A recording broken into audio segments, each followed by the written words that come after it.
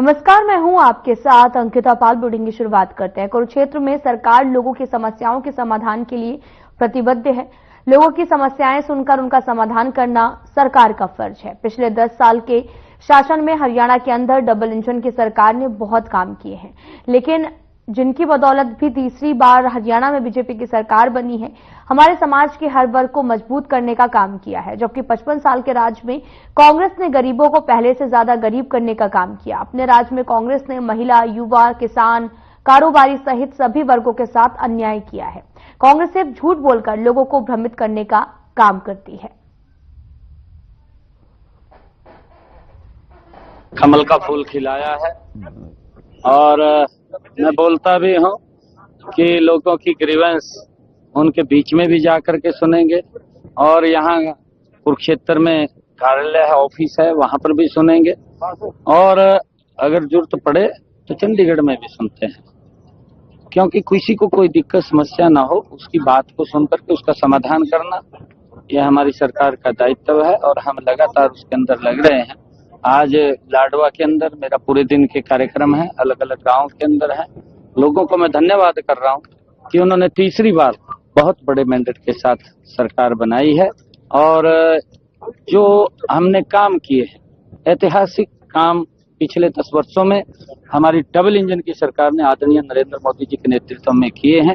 चाहे किसान के हित में है, महिलाओं के हित में है, युवाओं के हित में है और चाहे गरीब के हित में है। हमने लगातार हर वर्ग को मजबूत करने का काम पिछले 10 वर्षों में किया है। कांग्रेस ने 55 सालों में लगातार झूठे वायदे किए हैं और हर व्यक्ति का शोषण किया है। महिलाओं का शोषण कांग्रेस ने किया है, युवाओं का शोषण कांग्रेस ने किया है, किसान का शोषण कांग्रेस ने किया है और गरीब को तो और गरीब करने का काम कांग्रेस ने किया है। उनके पास बोलने के लिए कुछ नहीं है, झूठ के वो बातें करते हैं और झूठ बोल करके लोगों को बरगड़ाने का काम करते हैं। उनके अंदर अविश्वास पैदा करने की कोशिश करते हैं, परंतु लोग कांग्रेस के उस झूठ को समझ चुके हैं। अब ये बोलते रहे, इनकी ड्यूटी है झूठ बोलना। किसान कह रहे हैं महाराज में दिल्ली जाएंगे, उनको मनाने की कोशिश करेंगे क्योंकि आपकी सरकार ने एमएसपी भी दी है, तमाम उनके बातें हमने जो भी फसलें देखिए, ये जो धरना है, धरना पंजाब में बनता है, धरना कांग्रेस की जहां सरकार है जो एमएसपी नहीं दे रहे वहां बनता है। हमें एमएसपी दे रहे हैं, हमने दिया है और ये जिस प्रकार का झूठ कांग्रेस ने फैलाया था कि एमएसपी बंद हो जाएगा, नरेंद्र मोदी जी लगातार एमएसपी को बढ़ा करके देने का काम कर रहे हैं और अन्य फसलें भी एमएसपी पर खरीद रहे हैं। मुख्यमंत्री नायब सिंह सैनी ने बीते रविवार को जिला कैथल में महाराजा सूरसेनी जयंती के अवसर पर राज्य स्तरीय समारोह में बतौर मुख्य अतिथि शिरकत की है। सीएम सैनी ने संबोधन में कहा कि महाराजा सूरसेनी जी बहुत ही प्रतापी और साथ ही धर्मात्मा राजा थे। उनके राज्य में सबको समान अधिकार प्राप्त थे। उन्हीं के नाम पर मथुरा के आसपास का इलाका सूरसैनी प्रदेश कहलाया जाता है और सैनी समाज का इतिहास प्राचीन और गौरवशाली है। साथ ही ये भी कहा कि संतों और महापुरुषों के संदेश को जन जन तक पहुंचाने के लिए राज्य सरकार द्वारा कार्य भी किए जा रहे हैं। उन्होंने कहा कि महापुरुषों द्वारा दिखाए गए मार्ग पर चलते हुए प्रदेश सरकार हरियाणा एक हरियाणवी एक की भावना से सभी वर्गों के कल्याण एवं उत्थान के लिए भी निरंतर कदम उठा रही है।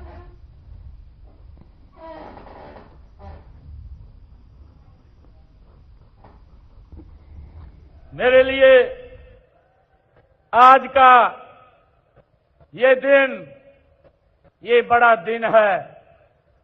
भगवान श्री राम के परम भक्त श्री हनुमान जी की जन्मस्थली और ऋषि मुनियों की तपोभूमि कैथल में आज महाराजा सूरसेनी जयंती मनाई जा रही है।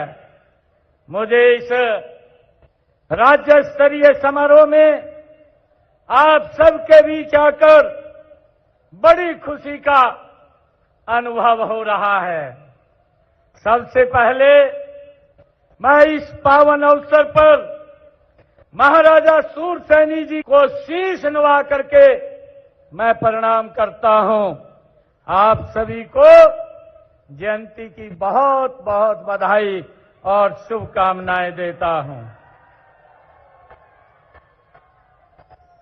महाराजा सूरसेनी जी बहुत प्रतापी और धर्मात्मा राजा थे। उनके राज्य में सबको समान अधिकार प्राप्त थे। उन्हीं के नाम से मथुरा के आसपास का इलाका सूरसैनी प्रदेश कहलाया। उन्हीं से आगे चलकर ये सूरसैनी वंश ये चला है।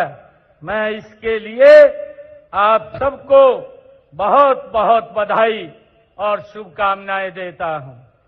भाइयों, मुझे खुशी है कि इस समाज से संत श्री लक्ष्मी दास जी महाराज, बल्लभगढ़ रियासत के सेनापति गुलाब चंद सैनी जी और हमारे बिहार में सामाजिक क्रांति के सूत्रधार बाबू जगदेव प्रसाद जी जैसे महान समाज सेवक ये हुए हैं।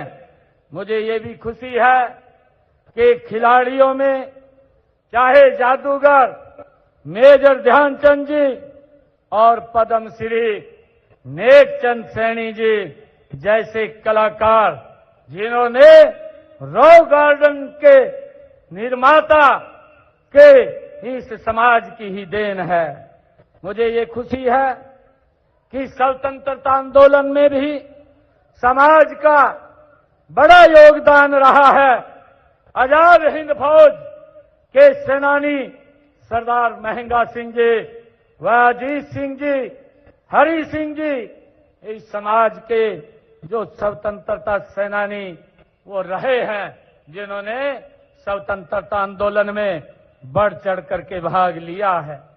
मुझे खुशी है आज भाइयों बहनों, हम संत महापुरुष विचार सम्मान एवं प्रसार योजना के तहत संतों व महापुरुषों के संदेश को जन जन तक पहुंचाने का हमारी सरकार निरंतर काम कर रही है।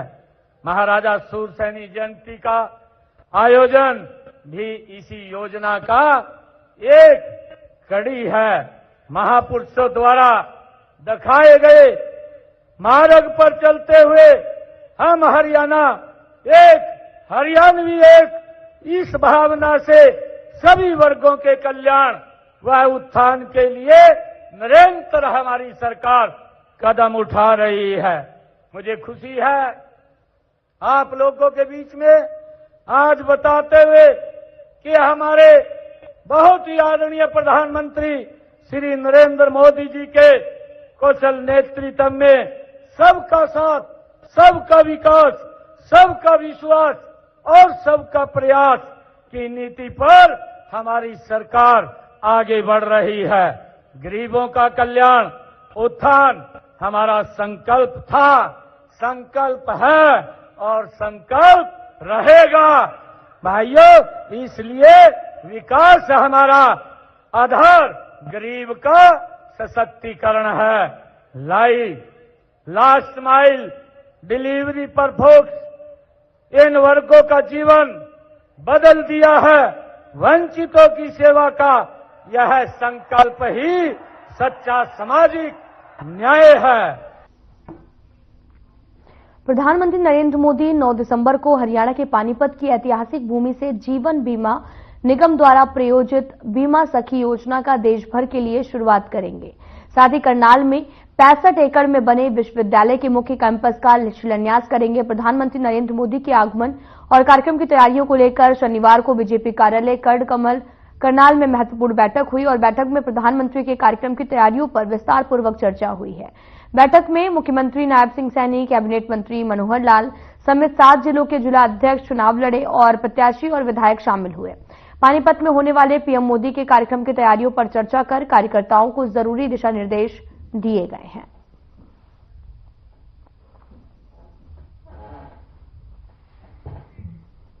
आपको बताते चलें कि पानीपत से बीमा सखी योजना शुरू होगी, जिसमें बड़ी संख्या में महिलाओं को भी आमंत्रित किया गया है। महिलाओं को इस कार्यक्रम में जो है वो शामिल होंगी और पानीपत से ये बीमा सखी योजना जो है उसकी शुरुआत प्रधानमंत्री नरेंद्र मोदी के द्वारा की जाएगी। दरअसल प्रधानमंत्री नरेंद्र मोदी का पानीपत दौरा है और ये 9 तारीख को होने वाला है, जिसको लेकर अभी से बैठकों का दौर जारी है और साथ ही तमाम तरह की तैयारियां भी लगातार की जा रही हैं। जहां पर आपको बताते चलें कि ये कार्यक्रम की शुरुआत होगी, जहां पर प्रधानमंत्री नरेंद्र मोदी 9 दिसंबर को पहुंचेंगे और वहां से वो इस योजना को लागू भी करेंगे। हरियाणा में रविवार को आपको पता चले कि देर रात बड़े स्तर पर प्रशासनिक फेरबदल हुआ है। हरियाणा में नई सरकार के गठन के बाद में पहली बार बड़े स्तर पर प्रशासनिक फेरबदल हुआ। इस दौरान प्रदेश सरकार ने 44 आईएएस अधिकारियों के तबादले कर दिए हैं। अगर कुछ महत्वपूर्ण आईएएस अधिकारियों के तबादले की बात करें तो आईएएस अनुराग रस्तोगी और एफसीआर आईएएस सुनीता मिश्रा को गृह सचिव नियुक्त किया गया है और आईएएस सुधीर राजपाल को स्वास्थ्य एवं एविएशन विभाग के साथ में चिकित्सक शिक्षा अनुसंधान नियुक्त किया गया। वहीं अनिल विज को भी परिवहन विभाग की जिम्मेदारी दी गई है।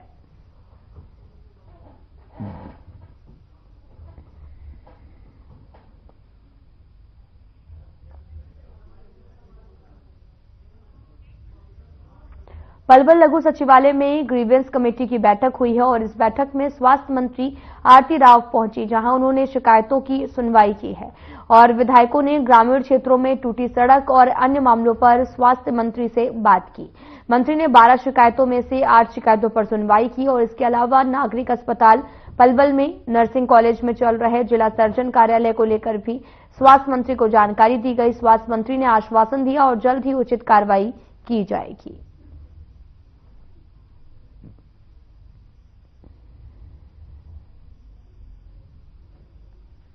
अभी उस पर कर रही हूँ काम और मेरी कोशिश रहेगी कि जल्द से जल्द जो सारे कॉलेजेस हैं यहाँ के सरकार जी, तो हेल्थ मिनिस्ट्री तो मैंने भी अभी ली है, तो मैं उसका जायजा लूंगी पूरी बार और अगली बार ग्रीवेंस मीटिंग में आऊंगी, तो उसके लिए बिल्कुल मैं बताऊंगी। मंत्री जी, ग्रीवेंस कमेटी की मीटिंग हुई, क्या कितनी शिकायतें, कितना का समाधान हुआ? जी 12 शिकायतें थी जिसमें 8 का समाधान हुआ है और बाकियों में डेट दे दी गई है कि तब तक आप हमें 1 जनवरी तक एक केस में, एक में 28 फरवरी तक, और देखिए जहाँ इंक्वायरी होनी है वहाँ इंक्वायरी करवा रही हूँ और अगली ग्रीवेंस मीटिंग तक मैं जरूर इनसे आंसर लूंगी कि क्या हुआ इन कामों। फरीदाबाद में जमीन खरीदना और बेचना महंगा हो गया है। फरीदाबाद की कलेक्टर रेट में 10 से 20% तक बढ़ोतरी की गई है, जिसके बाद में बढ़े हुए कलेक्टर रेट पर रजिस्ट्रियां शुरू कर दी गई हैं। फरीदाबाद के डीसी विक्रम यादव का कहना है कि व्यावसायिक और आवासीय जगह के साथ साथ एग्रीकल्चर लैंड के भी सर्किल रेट बढ़ाए गए हैं। उन्होंने कहा कि 10 से 20% तक औसतन रेट बढ़ाए जाएंगे और जबकि कुछ जगह पर फरीदाबाद में 40% तक सर्किल रेट में इजाफा हुआ है। सरकार के निर्देशानुसार आज से सर्कल रेट फरीदाबाद जिले में भी और पूरे हरियाणा में नए लागू हुए हैं। उसके तहत यहाँ पे सभी एरिया में लगभग कुछ रेट बढ़े हैं, क्योंकि जैसा हम देखें मार्केट में जो प्राइसेस है लैंड की वो पिछले साल से लेके और अब तक काफी बढ़ी है, तो उसके कमेंसरेट ही हमने जो सर्कल रेट है वो बढ़ा। जो है रेंज है वो 5% से शुरू होकर जनरली 20 से 25% है। कुछ एक आध पॉकेट्स ऐसी हैं जहाँ पे 40% भी है, तो वो उसमें क्योंकि डिस्पैरिटी काफी थी मार्केट रेट और कलेक्टर रेट जो पुराने थे उसमें, तो जनरली ऑन एन एवरेज अगर मैं कहूँ तो 10 से 20% की।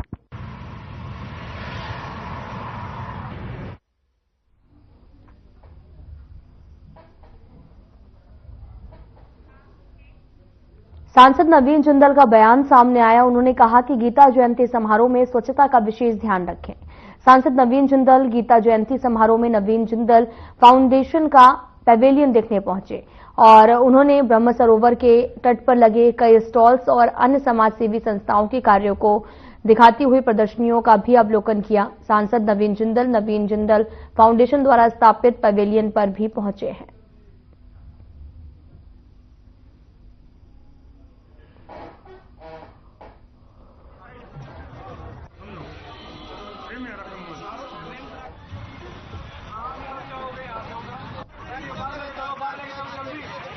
जनवरी 2004 को एक ऐतिहासिक फैसला सुनाया था माननीय उच्चतम न्यायालय ने, कि जिसने हमें ये अधिकार दिया था कि हम हर रोज अपने देश के पावन ध्वज को फहरा सकते हैं। तो क्योंकि ये अधिकार हमारे को 23 जनवरी को मिला, तो इसलिए मेरे मन में है कि 23 जनवरी को क्यों ना इसको हम जो है इसको फ्लैग डे के रूप में इसको मनाया जाए पूरे देश के अंदर, ताकि पूरे देश के अंदर एक जागृति आएगी। और 23 जनवरी को ही पराक्रम दिवस भी हम मनाते हैं, क्योंकि सुभाष चंद्र बोस जी की जयंती हम मनाते हैं उस दिन। तो साथ साथ अगर हम उसको फ्लैग डे के रूप में भी मनाएंगे या फ्लैग वीक बना सकते हैं पूरे एक हफ्ते तक।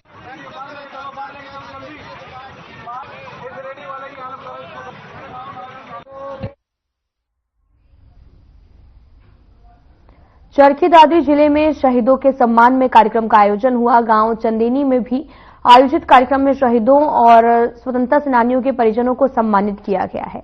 कार्यक्रम में शहीद चंद्रशेखर आजाद के भतीजे पंडित सुजीत आजादी तिवारी ने मुख्य अतिथि के तौर पर शिरकत की है। देशभक्ति गीतों के साथ युवाओं ने तिरंगा यात्रा निकाली। शहीद स्मारकों पर माल्यार्पण करके शहीदों को श्रद्धांजलि अर्पित की है।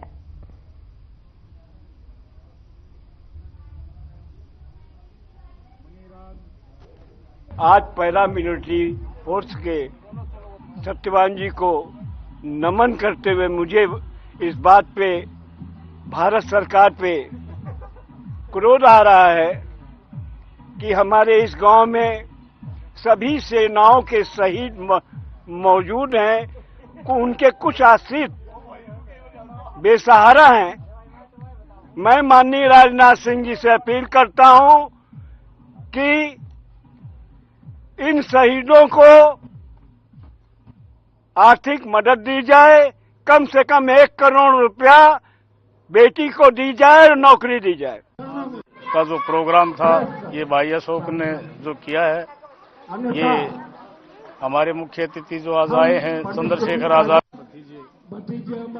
हमने उनका मान सम्मान किया है और उन्होंने सभी जो हमारे शहीद थे, स्वतंत्रता सेनानी थे, उनको सभी को सम्मानित किया है।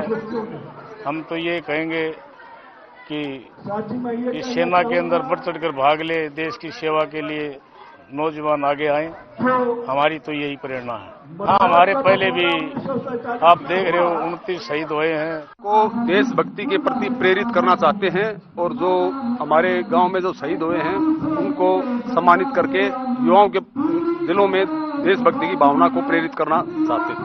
कि सेवा में हमारे गांव के बहुत जवान भर्ती हैं और शहीद भी बहुत हैं और अधिकारी भी बहुत हैं हमारे गांव के, और इस देश का मतलब इस गांव का मतलब नाम रहा है शुरुआत से ही सेना में बहुत हमारे देश के जवान। बिल्कुल आगे जारी रखेंगे हम। ये पहला हमारा गांव में पहला प्रोग्राम था श्री सुजीत आजाद जी के मतलब मुख्य अतिथि के रूप में, और आगे भी हम इसको जारी रखेंगे और आगे भी बढ़ाएंगे।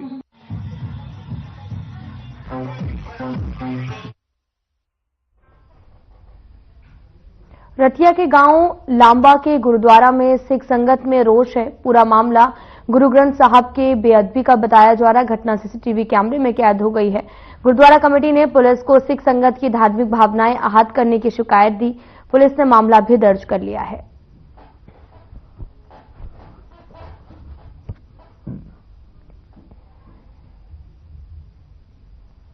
ਸਕੂਲ ਢਾਣੀ ਲਾਂਬਾ ਗੁਰੂ ਘਰ ਵਿਖੇ ਜੋ ਰੋਡ ਦੇ ਉੱਤੇ ਹੈ, ਉੱਥੇ ਅਣਸੁਖਵਾਈ ਘਟਨਾ ਹੋਈ ਹੈ, ਬੇਅਦਬੀ ਹੋਈ ਹੈ, ਗੁਰੂ ਮਹਾਰਾਜ ਦੇ ਅੰਗ ਦੀ ਬੇਅਦਬੀ ਕੀਤੀ ਗਈ ਹੈ। ਸੋ ਸੰਗਤ ਨੂੰ ਬੇਨਤੀ ਹੈ ਕਿ ਚਰਨਾਂ ਦੇ ਵਿੱਚ ਕੱਲ ਨੂੰ 10:30 ਵਜੇ ਸਕੂਲ ਢਾਣੀ ਗੁਰੂ ਘਰ ਵਿਖੇ ਕੱਲ ਨੂੰ 2 ਤਰੀਕ ਨੂੰ ਇਕੱਠ ਰੱਖਿਆ ਗਿਆ ਵੱਡੇ ਪੱਧਰ ਤੇ। ਸਾਰੀ ਸੰਗਤ ਦੇ ਚਰਨਾਂ 'ਚ ਬੇਨਤੀ ਹੈ ਕਿ ਗੁਰੂ ਘਰ ਦਾ ਮਸਲਾ ਹੈ, ਆਪਣਾ ਪਿਓ ਦੀ ਪੱਗ ਲੱਥੀ ਹੈ, ਸਾਰੇ ਜਣੇ ਵੱਧ ਤੋਂ ਵੱਧ ਜਿਹੜਾ ਗੁਰੂ ਘਰ 10:30 ਵਜੇ ਪਹੁੰਚਣ ਦੀ ਕਿਰਪਾਲਤਾ ਕਰੀ। ਪਿੰਡ ਲਾਂਬਾ ਸਕੂਲ ਢਾਣੀ ਗੁਰਦੁਆਰਾ ਸਾਹਿਬ ਵਿਖੇ ਦਿਨ ਦੇ ਤਕਰੀਬਨ 11 ਵਜੇ ਦੇ ਸਮੇਂ ਦੇ ਨਾਲ ਇੱਕ ਬਹੁਤ ਮੰਦਭਾਗੀ ਘਟਨਾ ਵਾਪਰੀ ਹੈ, ਜੋ ਸਾਡੇ ਇਲਾਕੇ ਵਿੱਚ ਪਹਿਲੀ ਕਹਿ ਸਕਦੇ ਹਾਂ। ਗੁਰੂ ਗ੍ਰੰਥ ਸਾਹਿਬ ਮਹਾਰਾਜ ਦੀ ਬੇਅਦਬੀ ਅੰਗ ਪਾੜ ਕੇ ਕੀਤੀ ਗਈ ਹੈ। ਉਸ ਮੁਜਰਮ ਨੂੰ ਭਾਲਣ ਵਾਸਤੇ ਤੇ ਪ੍ਰਸ਼ਾਸਨ ਨਾਲ ਗੱਲ ਕਰਨ ਵਾਸਤੇ ਇਲਾਕੇ ਦੀਆਂ ਸੰਗਤਾਂ ਦਾ ਜਿਹੜਾ ਇਕੱਠ ਹੈ, ਕੱਲ 2 ਦਸੰਬਰ ਨੂੰ ਜਿਹੜਾ ਹੈ ਲੰਬੇ ਸਕੂਲ ਢਾਣੀ ਗੁਰਦੁਆਰਾ ਸਾਹਿਬ ਵਿਖੇ ਇਕੱਠ ਰੱਖਿਆ ਗਿਆ ਹੈ। ਸਾਰੀਆਂ ਸੰਗਤਾਂ ਨੂੰ ਬੇਨਤੀ ਹੈ ਕਿ ਅੱਗੇ ਤੋਂ ਐਸੀ ਕੋਈ ਘਟਨਾ ਵਾਪਰੇ ਨਾ। ਸਾਡੇ ਗੁਰਦੁਆਰੇ ਸਾਹਿਬਾਨਾਂ ਦੇ ਅੰਦਰ ਅਸੀਂ ਆਪਣਾ ਪੂਰਾ ਖਿਆਲ ਰੱਖੀਏ।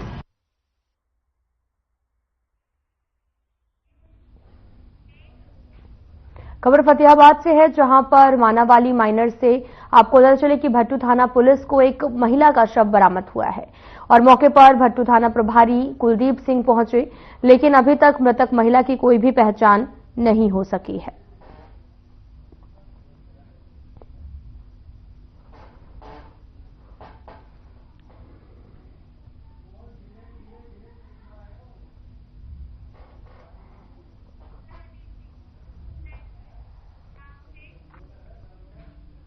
जुलाना से गुजरने वाले NH 352 पर एक बाइक की अज्ञात वाहन से टक्कर हो गई है, जिसमें बाइक सवार 2 युवकों की मौके पर मौत हो गई और तीसरा गंभीर रूप से घायल हुआ है और घायल युवक को स्थानीय लोगों की मदद से इलाज के लिए अस्पताल भेजा गया है। वहीं घटना की सूचना मिलते ही पुलिस मौके पर पहुंची और मामले की जांच में जुट गई है। आपको पता चले कि मौके पर पुलिस पहुंची और फिलहाल पुलिस इन पूरे मामले की जांच पड़ताल में जुटी हुई है। बाइक की अज्ञात वाहन से टक्कर हो गई। तस्वीरें आपको दिखा रहे हैं जो कि जुलाना से है, जहां पर बाइक की अज्ञात वाहन से टक्कर हो गई, जिससे काफी दूर जाकर गिरी, जिस दौरान 2 की मौत भी हो गई। एक घायल है जिसे अस्पताल में भर्ती कराया गया, जहां पर उसका इलाज चल रहा है। तो वहीं दूसरी तरफ इस पूरे मामले की जांच पड़ताल में पुलिस जुटी हुई है।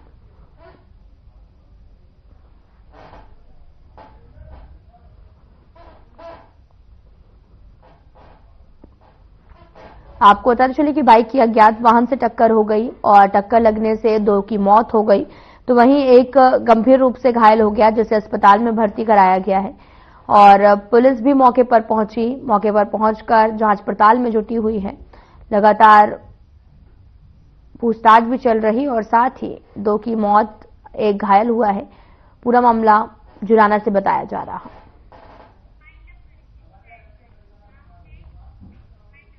फिलहाल इस वीडियो में इतना ही। नमस्कार।